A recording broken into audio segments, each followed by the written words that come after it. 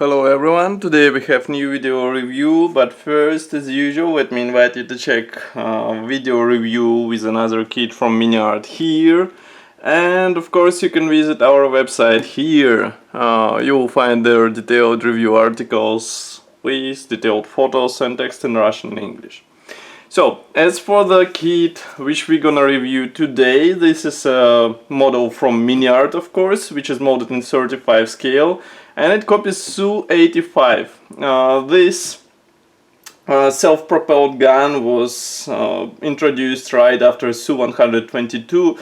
Let's say it's more advanced version of this vehicle, and as I know, I am currently working at Su-122 with interior, and this is also interior kit, so inside you can expect a detailed copy of the engine, detailed copy of the transmission, of the frontal section of the main gun, etc, etc. And it's quite interesting to assemble it, I can say it based on the experience with Su-122. So today we're gonna check what's inside here. As you can see, box is not that big. I would say it's approximately the same size as Su-122, maybe slightly bigger. Here we have short list of the features which are included into this kit. It's approximately the same as I said before. The only notable thing is that there are 707 plastic parts and 88 photo-etched parts, so you can guess you will have a lot of fun with this kit. As you can see, this is top opening box. Inside we find all plastic sprues packed into one plastic bag, and straight away I can say that that's not that good solution, because I have some problems with Su-122, and again I advise to Miniart to change the packing design, because otherwise we might get some damaged parts in the kit, which is not that nice. So here we have assembly manual. Design of this item is quite typical for the Miniart. We have here a nice profile image of the self-propelled gun. Here we have short list of the features. Next we have short history note with technical specifications, parts map. Note that parts map is on several pages. Assembly starts from the engine, the same as in Su-122. Next you assemble the cockpit, and etc, etc. In total you will have to do 78 steps. And in the end we have marking guide for 2 marking options, surprisingly. On the 2 marking options which were developed in cooperation with Amomig. And here you can see some of 3D images of the assembled model. So approximately it's the same as Su-122. So if you're interested how it's assembled, I recommend you to check my build reports with Su-122. You will see a lot of interesting things there, and maybe you'll like it and assemble it. So as I said, we have here all sprues in one plastic bag. Plastic bag is sealed, so just give me a second to open it, and we'll check everything closer. Again, we have a bunch of different sprues. Nevertheless, some of them are absolutely identical, so it's safe to say that, let's say, there are a lot of identical sprues. And these identical sprues are packed into one plastic bag separately from those plastic sprues. So first we will check those plastic sprues, and then we jump to the pair. Transparent plastic sprues are packed into the separate plastic bag. Here we have also decal sheet, and you might notice that there is full number register, so you might use them for the different marking options, because as I said, there are only 2 marking options included into this kit, but full number register should make it possible to assemble some different type of the marking option. First I want to show you transparent sprue. Here we have different clear parts for the visors, for the headlamp. Molding quality is more or less nice.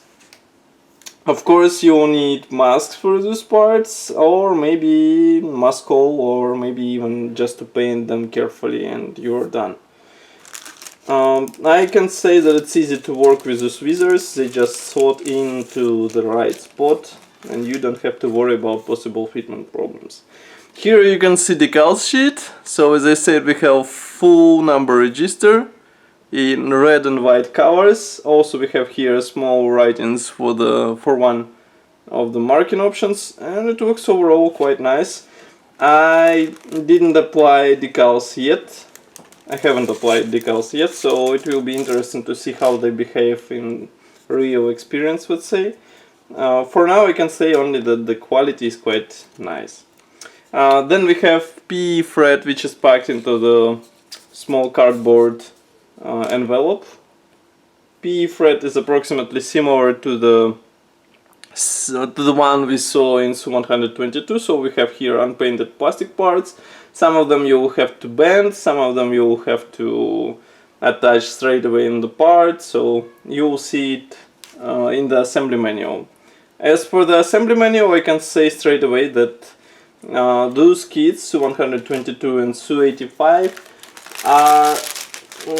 can be considered as a nice improvement over previous kits where everybody was complaining about mistakes in the assembly manual. So, as for the plastic sprues, here we have the first plastic sprue. This one is dedicated to some kind of box. You can check it later in the assembly manual.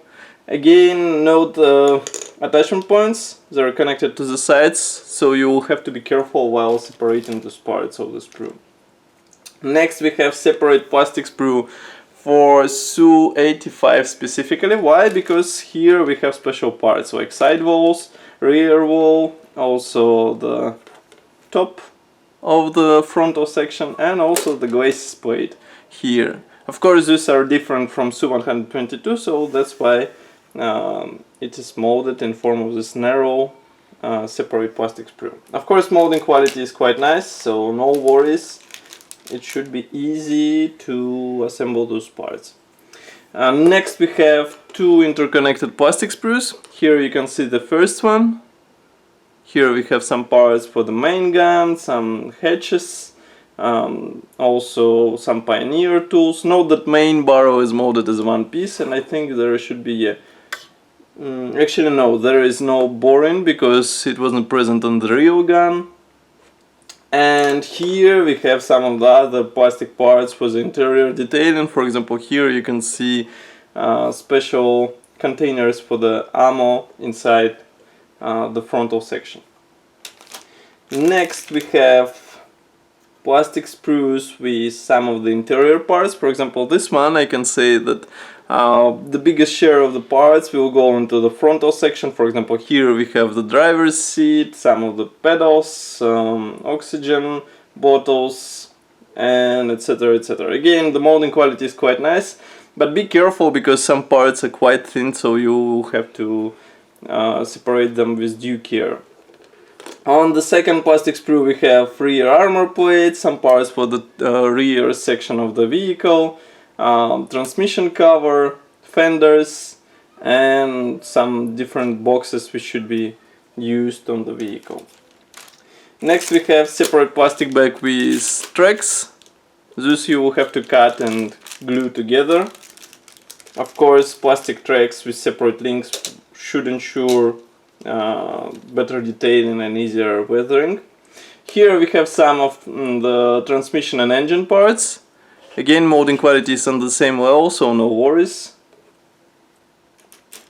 Next plastic sprue carries lower hull parts. So as you can see, the bottom of the vehicle is molded as a separate plate, while sides are designed as, again, separate parts. Of course you will have to attach suspension elements.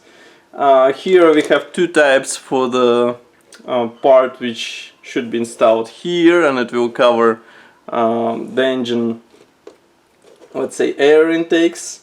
And as you can see, this one is designed for use with PE parts. Be careful because Su-122 arrived to me with bent part, so I had to use this plastic part instead of this one. And here you can see one piece rear section which is molded together with fenders. Next we have plastic sprue with engine parts here, and the plastic sprue with fuel tanks, Again, some of the parts for the transmission and armor walls for the internal compartment. Next we can jump to the plastic sprues with small parts. I would say that the biggest share of the parts is concentrated here, and while I was assembling Su-122 I emptied all big sprues, but those small ones are still present because parts from them should be used on the last stages of the assembly. So I will show you of course only one of those, and later you can check detailed photos on our website as usual. Just give me a second to remove them out of the bag so that I can show you one by one.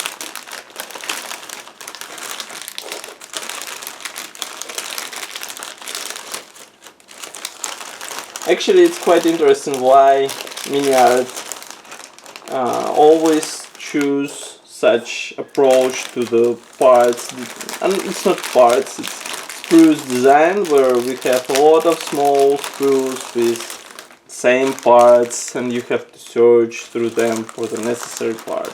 I mean, during assembly Su-122 it was quite tedious process.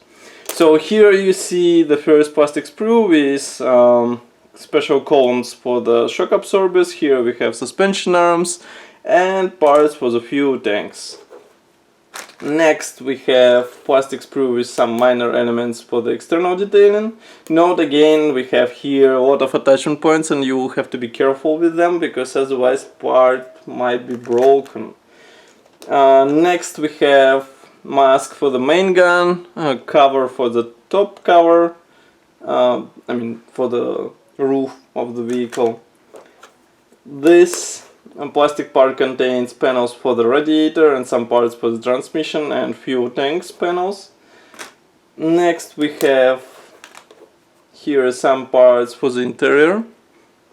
Even in Su-122 I had some parts left, so get ready for this. Here we have separate plastic sprue for the road wheels. Of course these are molded to the one piece, so careful painting will be needed. Here of course are separately molded track links, so it's approximately the same to those parts which we saw before. They will have to be interconnected. Here we have ammo parts. As you can see, of course Su-85 used different ammo types, so here we have it like this. And the last but not the least is the plastic part with exhaust cover, some again external detailing rod, hooks, and also the idle wheel, which should be assembled out of those two wheels. So that's all for this video review. As you can see, we have another detailed interior kit from Ukrainian manufacturer Miniart. I would be happy to hear your opinion about this kit in the comment section below. Again, I invite you to check build report with Su-122, which you can find on our YouTube channel. Of course, like this video, subscribe to our YouTube channel, and watch other video reviews and visit our website. Thank you for watching, and see you in the next video review as usual. Bye!